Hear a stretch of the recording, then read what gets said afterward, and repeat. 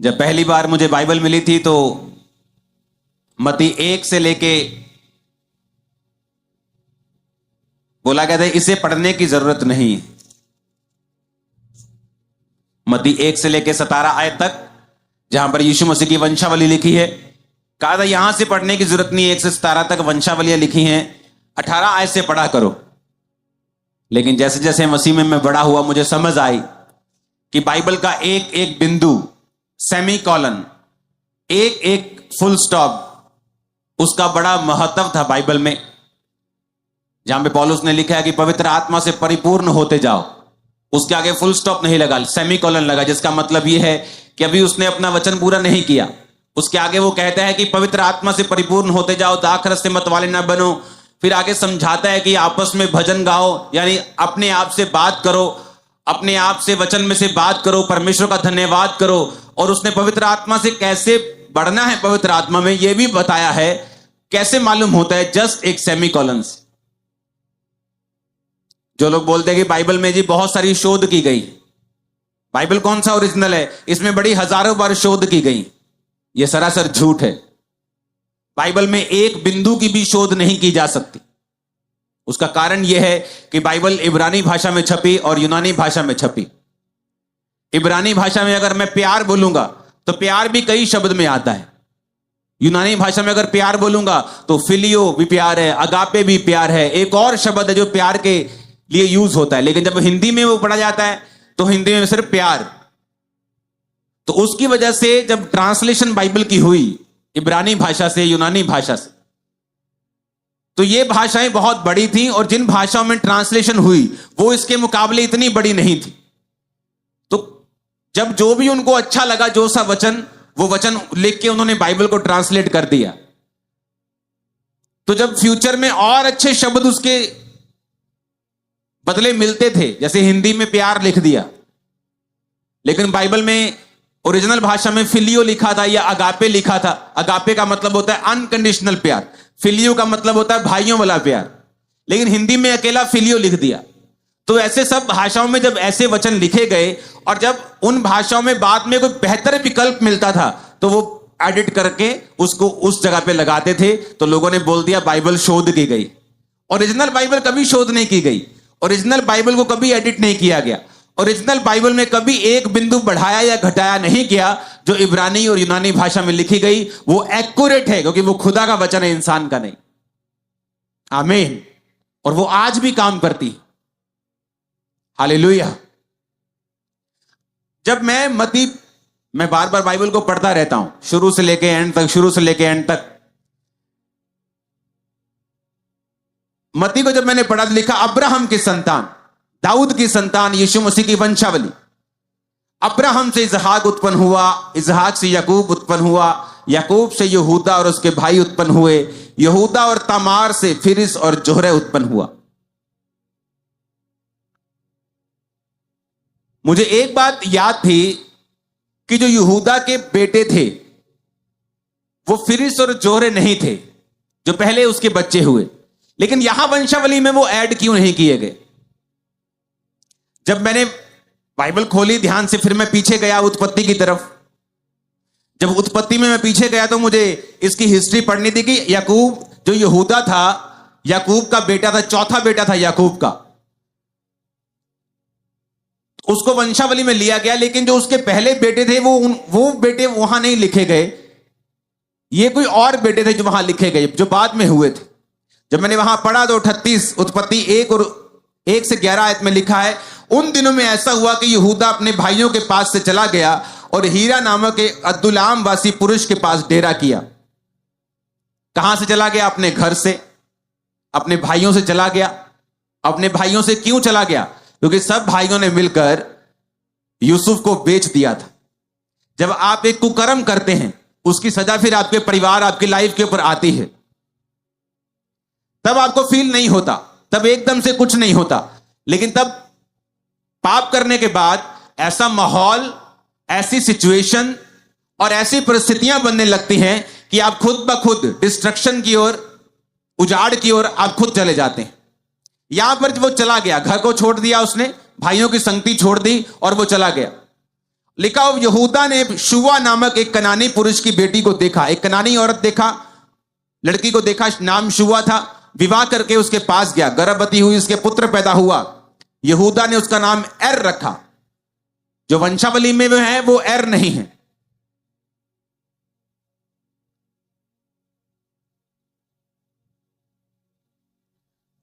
लिखा वो फिर गर्भवती हुई, उसके एक बेटा और हुआ, उसका नाम ओनान रखा।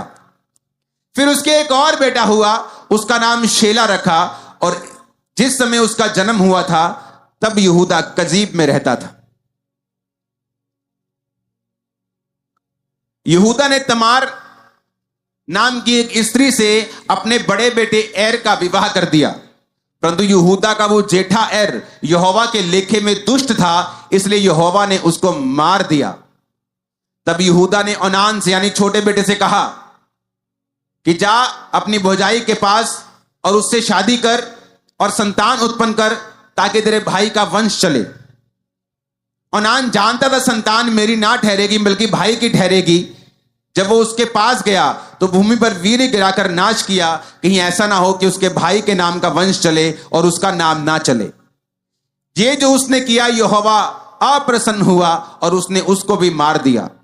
तब यहूदा ने इस डर के मारे कहीं ऐसा ना हो कि अपने भाइयों के सामने शेला भी मरे, अपनी बहू तमार से कहा, जब तक मेरा पुत्र शेला सियाना ना हो जाए तब तक अपने पिता अपने पेके के घर में चली जा, विधवा बनकर बैठी रहे।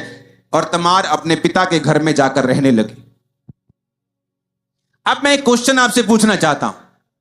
यहूदा परमेश्वर की संतान था, परमेश्वर का चुना हुआ जन था।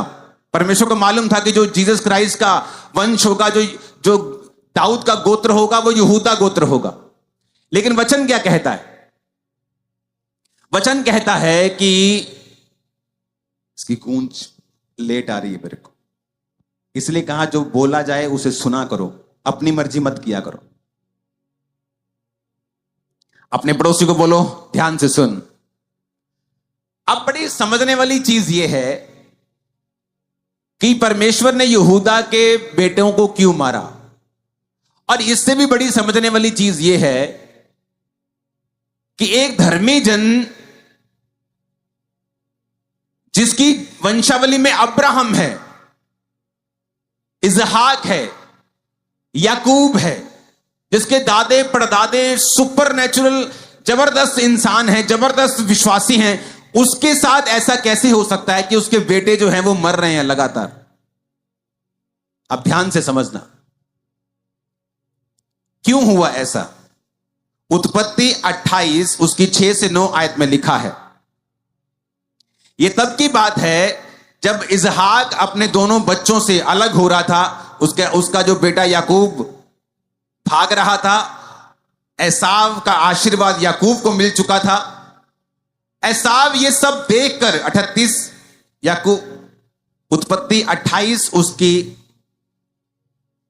8 आयत, एसाव ये देखकर ये सोचकर कि कनानी लड़कियां मेरे पिता इजहाक को बुरी लगती हैं, अब्राहम के पुत्र इश्माइल के पास गया और इश्माइल की बेटी महलत को, जो नबायोत की बहन थी, ब्याह कर अपनी पत्नियों में मिला लिया। अब बड़े ध्यान से समझने वाली बात है।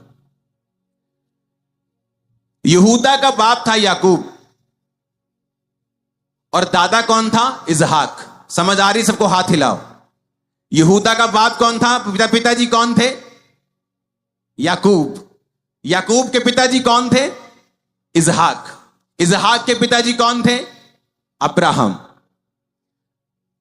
तो यहां पर क्या होता है, जब इजहाक का आशीर्वाद एसाव को नहीं मिला, याकूब को मिल गया था, आपको स्टोरी याद होगी, तो याकूब को अपने घर से भागना पड़ा था, क्योंकि एसाव जो था वो शारीरिक इंसान था। और वचन क्या कहता है? ये हिलना जुलना बंद करो, जितने नए लौंडे हैं ना, ये सब तुमको ड्यूटी फिनिश करो इन लोगों की। ये कंपनी बाग नहीं है तुम्हारा, ओके? दोबारा अगर तुम मैंने घूमते देख लिया, ड्यूटी कैंसिल कर दूंगा अभी तुम्हारी।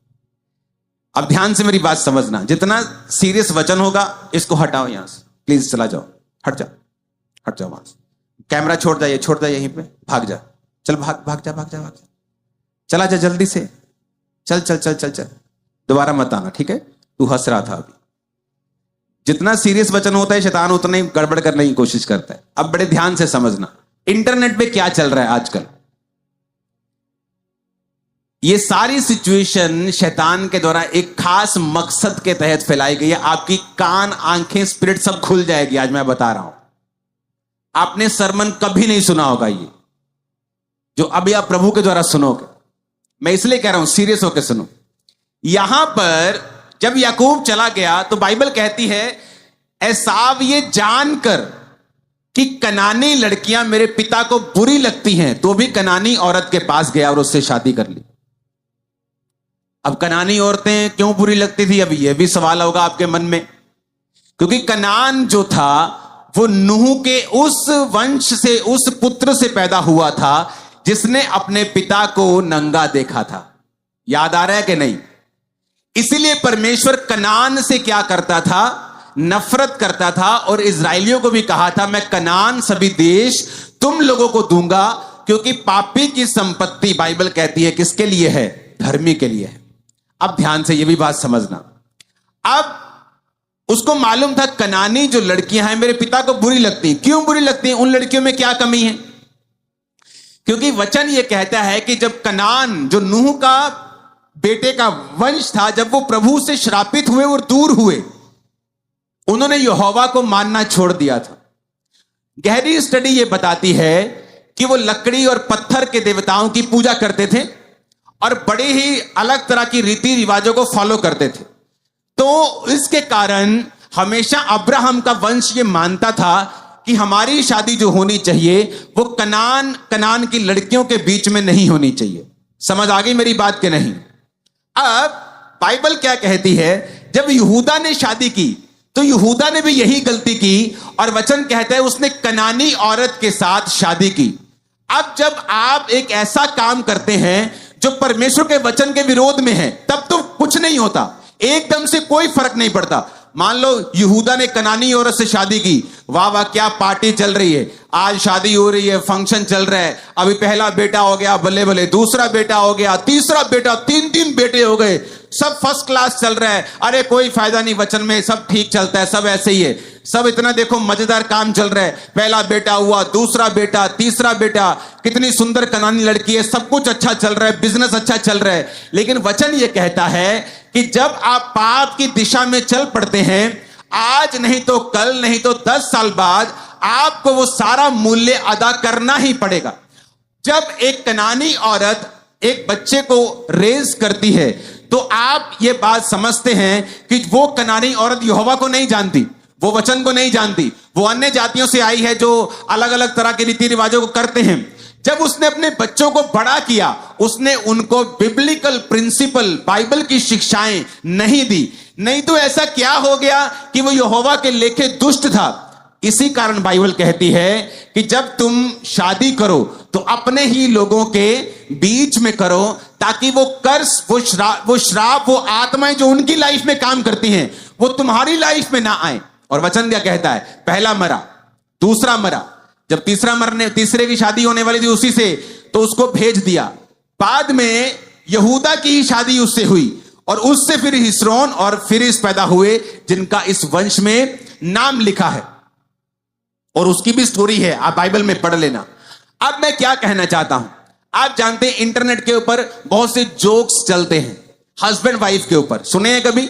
मोस्टली जो कॉमेडीज हैं उनमें हस्बैंड और वाइफ का बड़ा जिक्र होता है। मोस्टली जो कॉमेडियन हैं वो हस्बैंड और वाइफ के रिलेशनशिप पे बहुत से जोक्स करते हैं। कितने मेरी बात को समझ रहे हैं?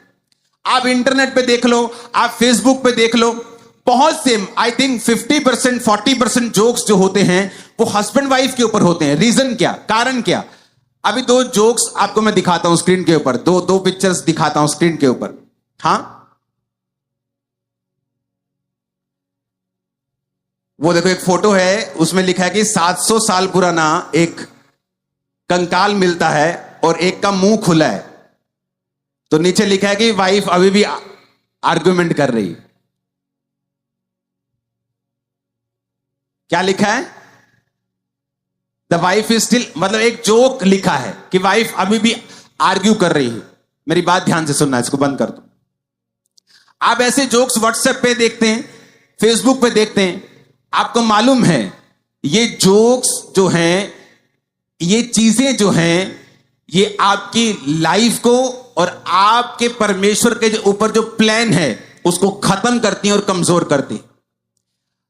बाइबल के अनुसार आपकी लाइफ का बेस्ट हेल्पर एक वुमेन है।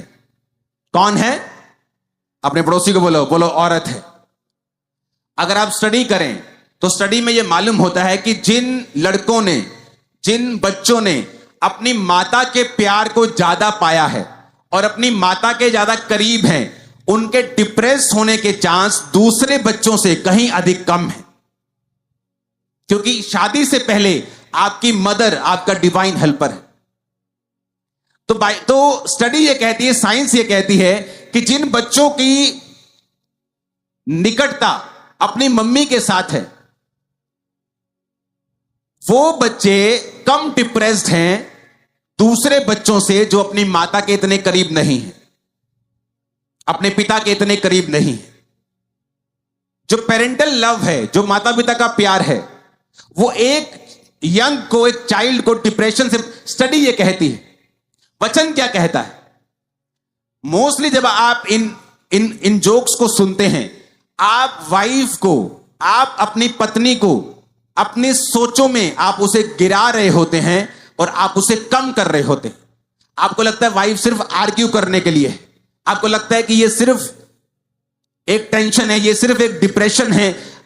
ऐसा माहौल इंटरनेट के ऊपर बनाया जाता है। रीजन क्यों?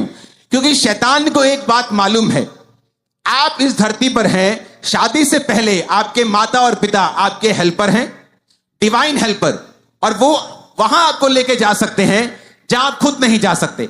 और मैरिज के बाद वचन कहता है कि तब तुम माता पिता से अलग रहोगे और ये मनुष्य आदम अपनी पत्नी से मिला रहेगा, क्योंकि वचन ये कहता है कि आपकी पत्नी फिर आपके लिए डिवाइन हेल्पर है।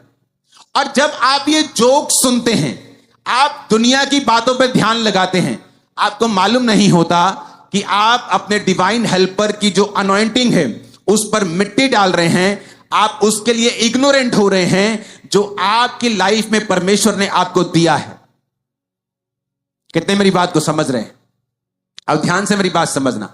यहां बुरी पत्नी आई और बच्चे मर गए। क्यों? क्योंकि एक पत्नी ने, एक वाइफ ने घर को बनाना था, घर को स्ट्रांग करना था, बच्चों को बनाना था। बाप अपने काम पर है, बाप अपना बिजनेस कर रहे हैं, लेकिन मां को अपने बच्चों को पालना है, उन्हें शिक्षा देनी है। लेकिन यह मां नहीं कर पा रही थी। क्यों? क्योंकि यह कनानी औरत थी। कनानी औरत थी तो वो शिक्षाएं मालूम नहीं थी, बाइबल की शिक्षाएं मालूम नहीं थी। उन लोगों में वो चीजें आम हैं। आप अगर अन्य जाति में आप देखो तो वे विचार वो खुल के डिस्कस करते हैं, उनके लिए वो आम चीज है। लेकिन वचन क्या कहता है? वचन हमें पवित्रताई में जाने के लिए कहता है। तो जब उनकी बढ़ोतरी, जब उनकी जो शिक्षा थी वो सही नहीं थी, तो वचन कहता है कि परमेश्वर ने उन्हें मार दिया। एक मरा, फिर दूसरा मरा, उसे मालूम था तीसरा भी मरेगा, तो उसने उसको भेज दिया कि इसको सियाना होने दो। उसने बहाना लगाया और उसको वापस भेज दिया। अब मेरी बात को ध्यान से, बड़े ध्यान से समझना और सीखना। अगर आप मैरिड हैं, आपकी वाइफ आपको एक हेल्पर के रूप में दी गई। मेरी लाइफ में मेरा काम है मिनिस्ट्री को बनाना, परमेश्वर से नया विजन लेना, उसको बिल्ड करना, प्रोटोकॉल बनाना, रूल्स बनाना, पूरा एक सिस्टम बनाना, उसके बाद उसको खड़ा करना और अपनी वाइफ के हाथ में सौंपना। उसका काम है उसको मेंटेन करना, उसको बनाए रखना, उसको आगे लेके जाना। अगर मैं बनाना छोड़ दूं तो सिस्टम वहीं रुक जाता है। अगर मैं बिल्ड करना छोड़ दूं तो सिस्टम वहीं रुक जाता है। तो मेरी वाइफ सिस्टम नया बना नहीं सकती उस लेवल पे जहां मैं बना सकता, लेकिन मेंटेनेंस मैं वो नहीं कर सकता जो मेरी वाइफ कर सकती। कितने मेरी बात को समझ रहे हैं? इसलिए आपने ये देखा होगा, इसका मतलब ये नहीं है कि जो मैन ऑफ गॉड हैं उनकी लाइफ में या उनकी जीवन में उनको मैरिटल प्रॉब्लम्स नहीं आई, कईयों के डाइवोर्स भी हुए। इसका मतलब यह नहीं है कि परमेश्वर का प्लान खत्म हो गया। इसका मतलब यह नहीं है कि परमेश्वर का प्लान हट गया। जब परमेश्वर ने यह देखा कि आदम जो है वो काम कर रहा है, तो परमेश्वर ने कहा तेरा अकेला रहना ठीक नहीं, मैं तेरे लिए एक मददगार बनाऊंगा। और बाइबल कहती है परमेश्वर ने उसे हवा को दिया। बाकी सारे जानवरों को परमेश्वर ने आदम के पास मैच करने की कोशिश की, कोई मैच नहीं किया, लेकिन हवा उसके साथ मैच हुई। अगर आप देखें तो मोस्टली जोक्स, मोस्टली ये चीजें इसलिए गढ़ी जाती हैं ताकि हस्बैंड और वाइफ का जो रिलेशनशिप है वो कभी भी स्ट्रांग ना हो।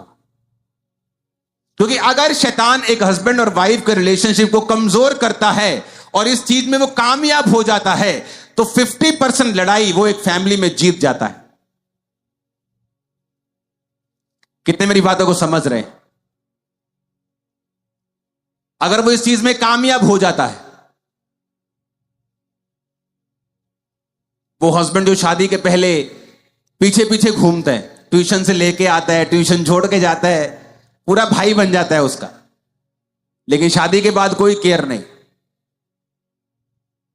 पहले महंगा गिफ्ट, बाद में 150 वाला सूट, तो तुमको वो केयर भी नहीं मिलेगी जो एक्चुअली तुम्हें चाहिए। क्योंकि वचन कहता है तुम्हें अपने पत्नी को अपने शरीर के समान प्यार करना है। वो घराने कभी बरकत नहीं पा सकते और कभी परमेश्वर में नहीं बढ़ सकते जहां हस्बैंड और वाइफ एक मन नहीं। मैं आपको सच कह रहा हूं, मैंने कई लोगों को, कई बच्चों को बीमार देखा है फैमिलीज में, हस्बैंड और वाइफ की लड़ाई के कारण।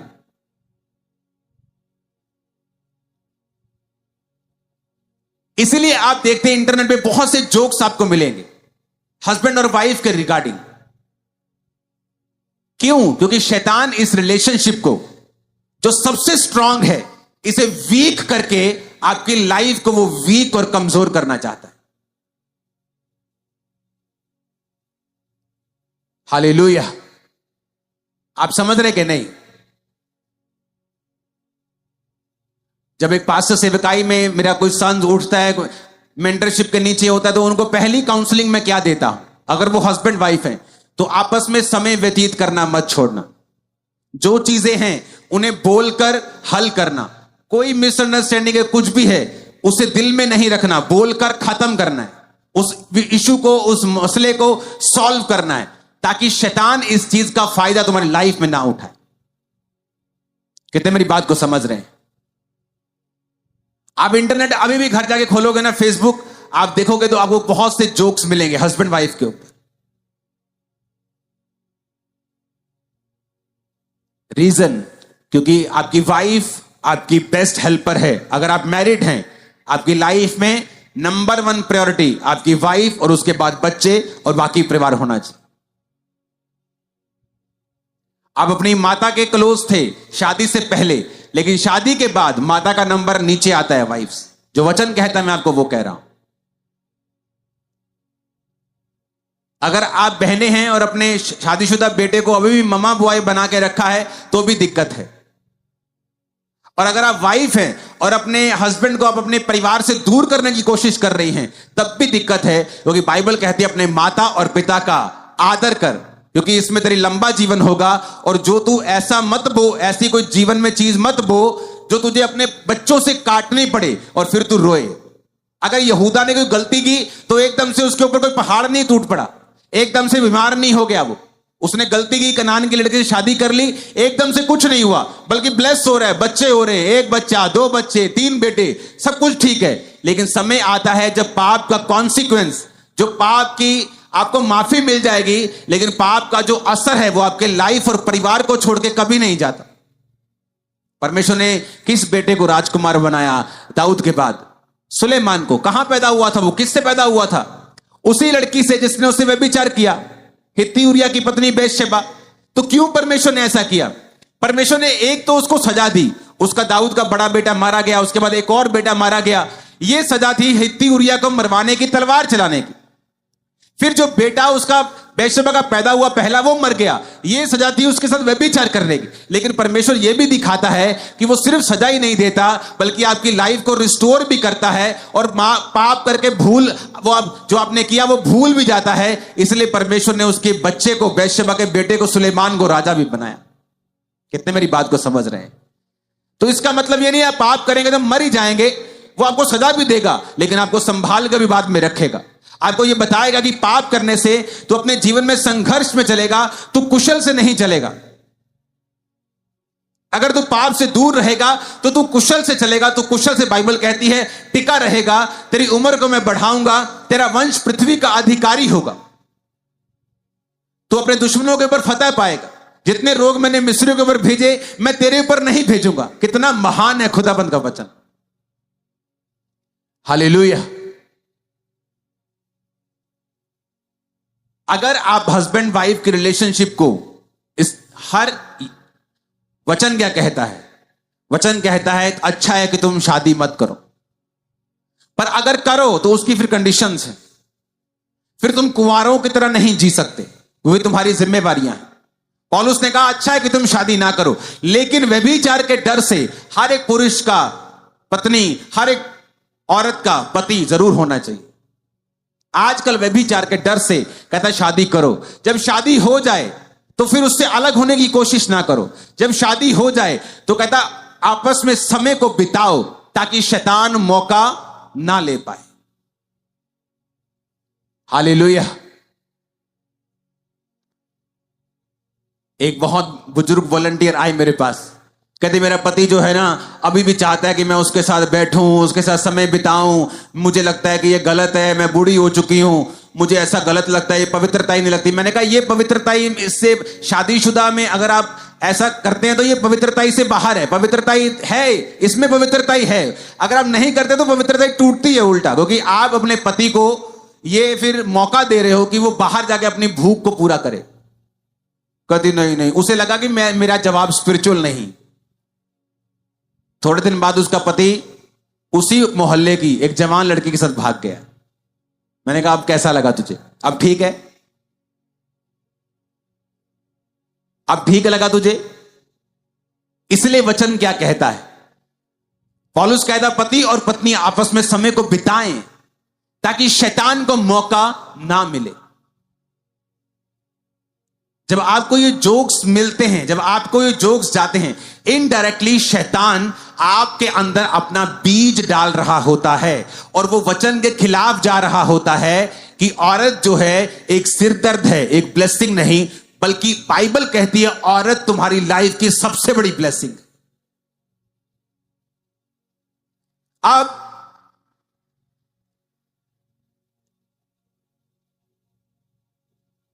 अब तुम्हें उस ब्लेसिंग को, अगर तुमने मर्सिडीज कार खरीद ली तो उसकी सर्विस पर पैसा लगता है, उसकी मेंटेनेंस पे पैसा लगता है। आपने बाइक लिया, उसकी सर्विस होती। कोई भी रिलेशनशिप है उसके लिए आपको समय देना पड़ता है, आपको सेक्रीफाइस करना पड़ता है, क्योंकि वचन ये कहता है कि तुम्हारी ये ब्लेसिंग।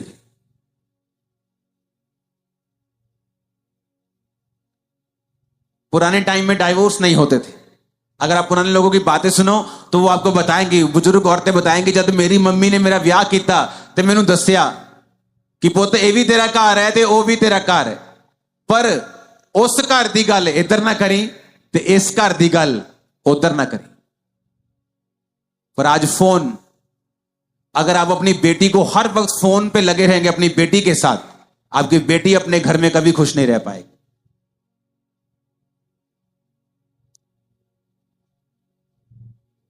आपको बैलेंस बना के रखना होगा। आपकी शादी आपकी वाइफ के साथ हुई है, उसकी शादी आपके साथ हुई है, पर आपके पिताजी के साथ, आपकी माताजी के साथ नहीं हुई। तो अगर आपकी वाइफ को आपको कुछ सिखाना है वो आप सिखा सकते हैं। और जब आपकी वाइफ पर अटैक होते हैं आपकी फैमिली में, उसको प्रोटेक्ट करने का काम हस्बैंड का है। अगर वो नहीं करता तो वो रॉन्ग है वहां।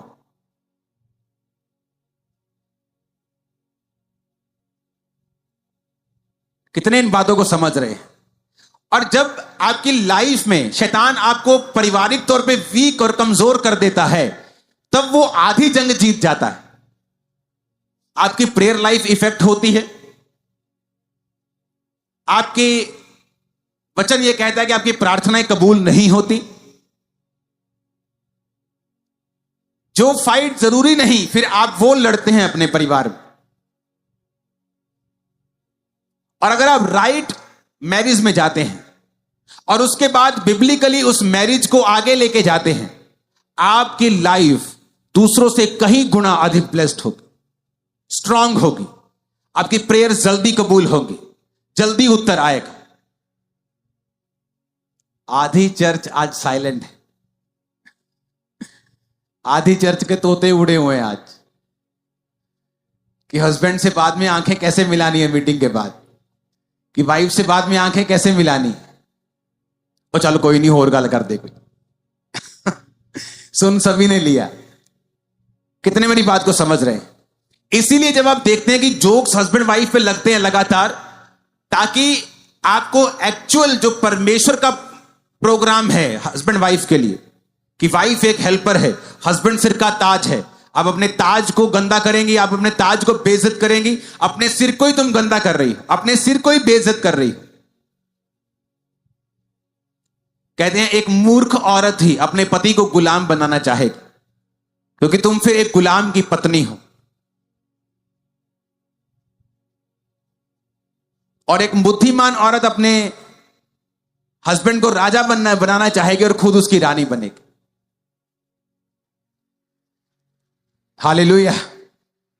आप मैरिजेस देखें बाइबल में कैसे चली। अब्राहम, सारा, क्यों उनकी लाइफ में ब्लेसिंग थी? वचन कहता है कि इतने ब्लेस्ड थे कि जो राजा लोग होते थे, गवर्नमेंट्स होती थी उस एरिया की, उस देश की, जेलसी करती थी। क्यों? क्योंकि उनकी जो वेल्थ थी अब्राहम की, गवर्नमेंट से भी ज्यादा थी। आप देखो, अब्राहम के पास इतनी सेना थी, उसके हाउस होल्ड में ही इतना स्टाफ था। बाइबल कहती है कि अब्राहम जब वो राजा जो देशों को मार लेते थे, अब्राहम राजाओं को मार लेता था। उनका घर जाओ, अब्राहम के घर चलते हैं अभी, अब्राहम को देखते हैं, उसकी पत्नी सारा। वचन कहता है कि जब वो 99 साल के थे, अब्राहम 99 साल का, सारा के पास जाता है। एक 90 साल की औरत को पता क्या बोल देता कि सारा, फुर्ती से, फुर्ती मतलब कहता जल्दी जा, जल्दी उठ जा, जल्दी फुलके बना, दूत आए हैं बाहर। सारा ने बहस नहीं की कि मैं बुजुर्ग हां, मेरे गोडे दुख दे, तेन पता नहीं है, मैनू कहता तू इन्ने बंदे तुरते फिरते स्टाफ होना नहीं कहते तू। लेकिन वचन कहता है वो अपने पति को स्वामी कहती थी और उसकी बात को सुनती थी। और अगर आप अब्राहम की फैमिली को देखते हैं, फाइनेंशियली, मेंटली, फिजिकली, सोशली, हर तरफ से अब्राहम ब्लेस्ड था। और परमेश्वर ने अब्राहम के बारे में कहा, अब्राहम मेरा दोस्त है, क्योंकि अब्राहम अपने बाद अपने घराने को मुझ में चलने की आज्ञा देगा। ऊंची आवाज में हालेलुया बोलो। अगर आपका घर सेट नहीं है, उसे सेट करो, कोशिश करो उसे सेट करने, जितना कोशिश कर सकते हो करो। बाइबल कहती है जब तुम परमेश्वर में सही चलोगे, जितने अनमैरिड लोग बैठे हैं, मैं आपको बता रहा हूं, आपका हस्बैंड, आपकी वाइफ आपके लिए ब्लेसिंग है, इफ अगर आप परमेश्वर में चलकर उसे हासिल करेंगे तो। नहीं तो फिर वही जोक्स आपकी लाइफ में पूरे होंगे जो इंटरनेट पे चलते हैं, क्योंकि फिर आपकी वाइफ आपका सबसे बड़ा सिरदर्द और आपका हस्बैंड आपका सबसे बड़ा कलेश डालने वाला इंसान होगा, अगर आप परमेश्वर से दूर हैं तो। क्योंकि अगर आप प्रभु से दूर हैं तो परमेश्वर अपना डिवाइन हेल्पर नहीं भेज पाएगा, शैतान अपने लोगों को भेजेगा और वो सारा कुछ गड़बड़ करेगा। अगर आप प्रभु में हैं, प्रभु के काम को कर रहे हैं, आप पवित्रताई में हैं, तो परमेश्वर वो व्यक्ति, वो बंदे भेजेगा जो आपके लिए ब्लेसिंग होंगे, जो आपको बिल्ड करेंगे, आपको बनाएंगे। और जो मैरिड हैं वो इस बात को ध्यान से समझ लें। बाइबल कहती है अगर तेरा पति अविश्वासी है तो अपने कैरेक्टर से उसको खींचना है, अपने प्रचार से नहीं। अगर तेरी पत्नी अभी तक मसीह में नहीं है, कोई कुछ लोग होते हैं मसीह में आ जाते हैं, अन्य जाति में आप मसीह में आ गए, हस्बैंड आ गया, वाइफ अभी नहीं आए, क्यों वाइफ छोड़ दे? बाइबल कहती है उसे छोड़ो मत, अपने कैरेक्टर से अब उसे मसीह में खींचो। हालेलुया। आज के बाद जब आपको जोक्स सुनने के लिए मिले, आपको यह मालूम होना चाहिए कि ये जोक्स शैतानी, ये परमेश्वर की ओर से नहीं। क्योंकि जब आपको मालूम नहीं होता, आपकी बॉडी मिट्टी से बनी, आपकी बॉडी के जो बीज हैं वो बोल हैं, वो वचन हैं। इसलिए जब आप कोई भी वचन सुनते हैं वो आपके अंदर चले जाते हैं और कई बार आपको मालूम नहीं होता आप क्या सुन रहे हैं, लेकिन जो आप सुनते हैं वो आपकी लाइफ के ऊपर एक बड़ा प्रभाव डालता है। इसलिए आज के बाद जब आप हस्बैंड वाइफ के रिगार्डिंग जोक सुन रहे होंगे, आपको ये मालूम होगा कि बाइबल में ऐसा नहीं है, ये गलत है। आपने सुन तो लिया, लेकिन उसी वक्त अपनी स्पिरिट से उसे रिजेक्ट करना है कि मैं इसे यीशु मसीह के नाम में रिजेक्ट करता हूं, अपनी बॉडी अपने स्पिरिट से निकाल देता हूं अभी यीशु के नाम। कितने मेरी बात को समझ रहे हैं? और आपको अपने अंदर वही वर्ड रखना है जो बाइबल का है, क्योंकि वही वर्ड आप रखेंगे, आपको मालूम होगा मुझे अपने घर को सुधारना है, मुझे अपनी लाइफ को सुधारना है, बच्चों को सुधारना है, खुद सुधरना है। फिर आप उस दिशा में चलना शुरू करेंगे, परमेश्वर आपका साथ देगा और आपकी लाइफ में काम करेगा। ऊंची आवाज में जरा हालेलुया बोलो। मुझे हंसी आ रही है आप पे, सब पे। मुझे पता है आप क्या सोच रहे हो आज। हालेलुया। आपको लगता है, आपको ये मालूम हो जाना चाहिए कि जो वचन आपको संडे मिल रहा है ना, वो हेवन भेज रहा है सीधा। आपकी लाइफ सेम नहीं होगी। आमीन ऊंचे वाला चाहिए। हालेलुया। ऊंची आवाज में। अब कुछ लोग बोलेंगे मेरी वाइफ तो ऐसी नहीं है कि मैं उसको प्रसन्न करूं। कुछ लोग बोलेंगे मेरा हस्बैंड तो बहुत ऐसा है कि मैं उसे पॉसिबल नहीं कि मैं उसके साथ रहूं। तो आज से आप प्रार्थना करेंगे एक दूसरे के लिए। प्रार्थना करके, अधीन होके, हम्बल होके, नम्र होके आप कोशिश करेंगे कि अपने घर को फिर से बनाएं, अपने रिश्तों को फिर से बिल्ड करें। और कई बच्चों का भी बड़ा रोल है फैमिली। जब आप बच्चे अडल्ट हो जाते हैं, बड़े हो जाते हैं, फिर घर में ग्रुप होता है, ये वाला बच्चा मां के साथ है, ये वाला बच्चा बाप के साथ। और बच्चों में ये दुष्ट आत्मा जो काम करती ज्यादा, ये दुष्ट आत्मा होती है बच्चों में, कि वो घर में फाड़ डाल के रखते हैं। मां अलग, पिता को अलग कर देते हैं। बच्चे, मां बाप नहीं करते, बच्चे शैतान होते कई। वो ये दिखाएंगे कि मैं अपने फादर से ज्यादा प्यार करता हूं, वो दिखाएंगे मैं अपनी मां से ज्यादा करता हूं, और माता और पिता को फाड़ने की कोशिश करेंगे। वो शैतानी है। बच्चों को सुधरना चाहिए। उनको इस तरह का माहौल बनाना है कि माता और पिता हमेशा एक रहें और आप दोनों से प्यार कर सकें। कितने मेरी बात को समझ रहे हैं? क्योंकि बच्चों का भी रोल है परिवार में। जब आप बड़े हो जाते हैं, आपको अपने परिवार को एक करके रखना है, जोड़ के रखना है। कितने मेरी बात को समझ रहे हैं? कई बार ऐसा लाखों में एक होता है, जैसे यूसुफ था कि वो अपने भाइयों के साथ मेल नहीं खा सका, वो उसे भाई पाप करते थे, यूसुफ परमेश्वर में चलता था। कई बार उसे फैमिली का प्रेम नहीं मिला। ये एक अलग कंडीशन है। ये लाखों में, करोड़ों में एक ऐसी बुलाहट जो परमेश्वर ने खास किसी को दी है, उसकी लाइफ में ऐसा घट सकता है। लेकिन परमेश्वर ने आपको परिवार एक ब्लेसिंग के रूप में दिया है। परिवार एक ब्लेसिंग है। जिनके पास नहीं है उनको पूछो, जिनके पास बाप नहीं है उनको उसकी वैल्यू पूछो, मां नहीं है वैल्यू पूछो, भाई बहन नहीं है वैल्यू पूछो, पत्नी नहीं है उसको वैल्यू पूछो, पति नहीं है उससे वैल्यू पूछो। पूछो उन लोगों से आपको कैसा लगता है, वो आपको बताएंगे।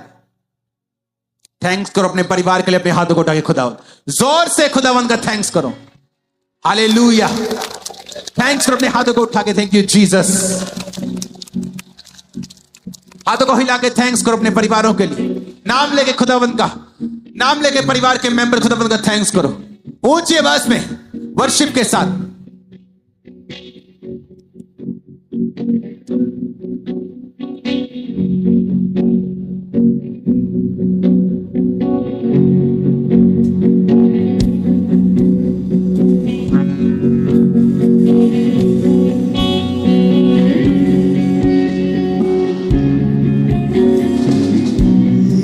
जिंदगी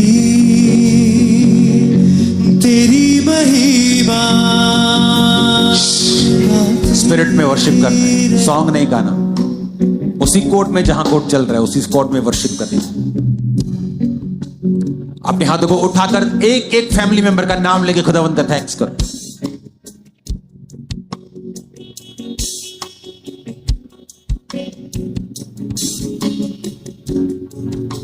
प्रभु यीशु मसीह के सामर्थी नाम में हम मांगते हैं। अगर हस्बैंड वाइफ का एक टारगेट होगा सेवा करना, खुदावंद के नाम को महिमा देना, लड़ाइयां कम होंगी। क्या होगा? लड़ाइयां।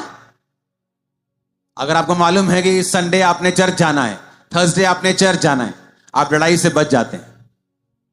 आपको पता आपने सेवा करनी है, आप दोनों का साथ जरूरी है, आप लड़ाई से बच जाते हैं। क्योंकि जहां दो दिमाग होंगे, दो अलग अलग मनुष्य होंगे, वहां अलग अलग सोच भी होगी। लेकिन जब टारगेट एक होगा, जब मकसद होगा खुदा की सेवा करना, तो आप फिर कभी भी शैतान के बहकाए से बहकेंगे नहीं और आप सीधा चल पाएंगे। हालेलुया। इसलिए आपको फायदा है अगर आपकी वाइफ सेवा करती है तो आप भी सेवा करें। आपको फायदा है अगर आपका हस्बैंड सेवा के लिए जाता है तो आप भी सेवा करें। क्योंकि अगर आप दोनों सेवा करेंगे तो बड़ी मुसीबतों से बचे रहेंगे, बीमारियों से भी बचे रहेंगे, तकलीफों से भी बचे रहेंगे, अलगताई से बचे रहेंगे, शैतान से बचे रहेंगे। कितने मेरी बातों को समझ रहे हैं? अपने परिवार के लिए प्रार्थना करें। ये वचन कहता है कि एक भली औरत जो है अपने परिवार के लिए इंतजाम करती है। नीति वचन में तो यह लिखा हुआ है कि वो अपने हस्बैंड की कमाई को यूज नहीं करती, बल्कि अपने हस्बैंड की कमाई को इन्वेस्ट करती है। उस इन्वेस्टमेंट से जो फिर पैसा आता है उसको वो खर्च करती है। गरीब आप पैसों से नहीं हैं, मैं आपको सच कह रहा हूं। आप पैसों से गरीब नहीं, गरीब मेंटेलिटी से हैं। आप किसी ऐसे व्यक्ति के पास चले जाएं जिसके पास आज बिल्कुल पैसा नहीं, और आप बोलें, आप उसको पूछें, अच्छा मुझे अपनी लाइफ की स्टोरी बता। आप कहीं ना कहीं उसकी स्टोरी को सुन के समझ जाएंगे कि जब एक मौका था तब इसने गवा दिया था। जितना पैसा आया उतना खर्च दिया। 10,000 तनख्वाह है तभी भी जीरो सेविंग, 15,000 तनख्वाह है तभी भी जीरो सेविंग, 20,000 है तभी भी जीरो सेविंग। ये गरीबी की निशानी है। अगर आप 20,000 में से 8,000 जोड़ लेंगे, 12 में खर्चा करेंगे, अमीरी की निशानी है। वो 8,000 अमीरी की निशानी तो नहीं है, लेकिन मैं आपको गारंटी लिख के दे सकता हूं फ्यूचर में आप लोग अमीर होंगे अगर आप सेव करते हैं। हालेलुया। मैं अपने इनकम से खर्च बहुत कम करता हूं। मैं अपनी इनकम से हमेशा चीजें बनाता हूं, घर बनाता हूं, अपनी पर्सनल इनकम से, जो मुझे बुक से होती है, चीजों से होती। अपने घर को बिल्ड करो, अपनी फैमिली को बिल्ड करो, बैठो, प्रेयर करो। अगर सब कुछ बिखरा हुआ है, सबके फेस इधर से उधर हैं, बैठो, प्रेयर करो, बिल्ड करो, सिस्टम बनाओ। आप सेम नहीं होंगे, मैं आपको बता रहा हूं। हायर लेवल की ब्लेसिंग आपका इंतजार कर रही है। परमेश्वर के वचनों को सुनने के लिए हमारे चैनल को सब्सक्राइब कीजिए और हमारी लेटेस्ट वीडियो सबसे पहले देखने के लिए बेल आइकन को प्रेस कीजिए।